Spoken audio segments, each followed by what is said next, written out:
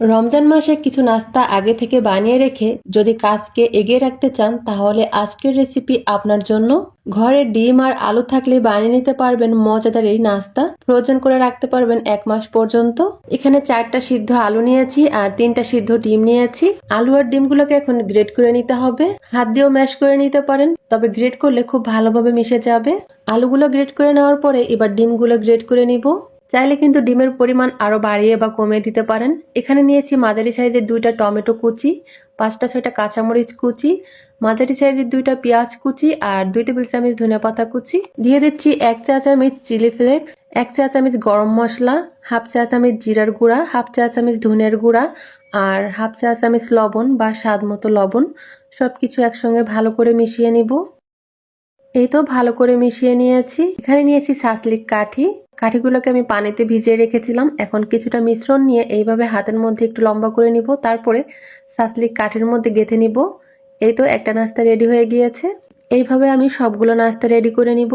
নাস্তাগুলোকে আমি চিকন চিকন করে বানাচ্ছি, আপনারা চাইলে কিন্তু আরো মোটা করেও বানাতে পারবেন। যেহেতু আলু দিয়ে বানাচ্ছি, এটা পাতলা হলে ভাজা বেশি ভালো হবে আর খেতেও কিন্তু ভালো লাগবে। একটা একটা করে অনেকগুলো নাস্তা বানিয়ে নিয়েছি আর বানানোর পরে কতটা লোভনীয় লাগছে। বাকি যে মিশ্রণটা রয়েছে এই মিশ্রণ দিয়ে আমি অন্য একটা শেপ দিয়ে বানিয়ে নিব। এখান থেকে কিছুটা মিশ্রণ নিয়েছি আর এখানে নিয়েছি আইসক্রিমের যে কাঠি এগুলো আমি অনলাইন থেকে দারাজ থেকে কিনেছিলাম। আইসক্রিমের এই কাঠির মধ্যে গেঁথে নিব। এই যে একটা ললিপপ বানিয়ে নিয়েছি।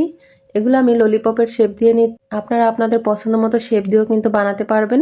আরো একটা বানিয়ে নিলাম। সেম ভাবে সবগুলোকে বানিয়ে নিয়েছি। এই তো সবগুলো নাস্তা রেডি হয়ে গিয়েছে। এখানে হাফ কাপ নিয়েছি আটা আর তার মধ্যে হাফ চামচ চিলি ফ্লেক্স, হাফ চামচ লবণ বা স্বাদ মতো লবণ দিয়ে পানি দিয়ে মিশিয়ে নিচ্ছি আর পাতলা একটা মিশ্রণ তৈরি করে নিলাম। মিশ্রণটা ঠিক এরকমের হবে। এখানে নিয়েছি 1 কাপের মতো ব্রেড ক্রামস। আমি দোকানের কেনাটা ব্যবহার করছি, চাইলে কিন্তু টোস্ট বিস্কিটের গুঁড়া আর পাউরুটির গুঁড়া ব্যবহার করতে পারবেন, শুধু ব্লেন্ড করে নিলেই হয়ে যাবে। আটার মিশ্রণের মধ্যে চুবিয়ে নিব, তারপরে ব্রেড ক্রামসের মধ্যে ঘুরিয়ে নিলে কিন্তু নাস্তা রেডি। এই যে একটা ললিপপ রেডি করে দেখাচ্ছি। আটার মিশ্রণ লাগিয়ে নিলাম ভালো করে, তারপরে ব্রেড ক্রামস লাগিয়ে নিচ্ছি। এই যে নাস্তা রেডি। সেম ভাবে আমি সবগুলো নাস্তা রেডি করে নিব। এই যে সবগুলো নাস্তা রেডি হয়ে গিয়েছে।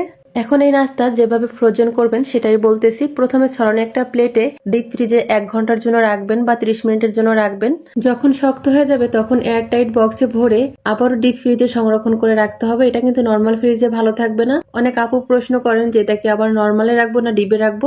অবশ্যই ডিপ ফ্রিজে রাখতে হবে, তা না হলে নষ্ট হয়ে যাবে। যখন ভাজবেন তার 10-15 মিনিট আগে বের করে নিবেন বা আধা ঘন্টা আগে বের করে নিবেন, তারপরে ভেজে নিলেই কিন্তু নাস্তা রেডি হয়ে যাবে। এটা মিনিমাম 15 থেকে 20 দিন পর্যন্ত ভালো থাকবে, তবে 1 মাসও রেখে খেতে পারবেন। আজকের নাস্তাগুলো ভেজে শেয়ার করব না, এভাবেই সংরক্ষণ করে রেখে দিব রমজান মাসের জন্য। তারপর আমি 2 পিস করে ভেজে নিয়েছি আর ভেজে নেওয়ার পরে কতটা লোভনীয় লাগছে। রেসিপি ভালো লাগলে রমজানের আগে একবার তৈরি করতে পারেন। রমজান মাসে কোনো ঝামেলা হবে না, আরামসে ইবাদত বন্দেগী করতে পারবেন।